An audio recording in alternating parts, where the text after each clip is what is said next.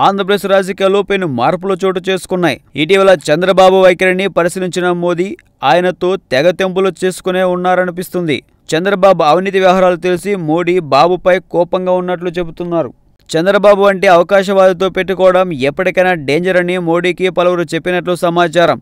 ఇందులో భాగంగానే యూపీఏ హయాంలో జగన్పై పెట్టిన కేసులన్నీ కొట్టివేసేందుకు మోడీ పరిశీలిస్తున్నారని తెలుస్తుంది. తెలుగుదేశం పార్టీని ఎన్డీఏలో భాగస్వామిగా చేసుకుని గెలుపొందిన సమయంలో కూడా చంద్రబాబు అప్పట్లో బీజేపీపై ఉన్న క్రేజ్ ఉపయోగించుకొని ఏపీలో తాను గెలుపొందడమే తప్ప తాను బీజేపీ గెలుపునకు పనిచేయలేదని చంద్రబాబుపై ఫిర్యాదు వచ్చినట్లు తెలుస్తుంది.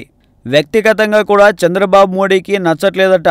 తన స్ఫూర్తితోనే మోడీ గుజరాత్ను డెవలప్ చేశారంటూ చంద్రబాబు తన ప్రసంగాల్లో చెప్తుండడం కూడా మోడీకి విసుగు కలిగించిందట.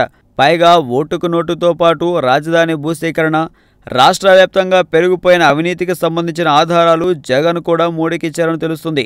దీంతో జగన్పై కూడా మోడీ ఆసక్తి కనబరుస్తున్నట్టు తెలుస్తుంది. జగన్కు రాష్ట్ర వ్యాప్తంగా మంచి ఫాలోయింగే ఉంది.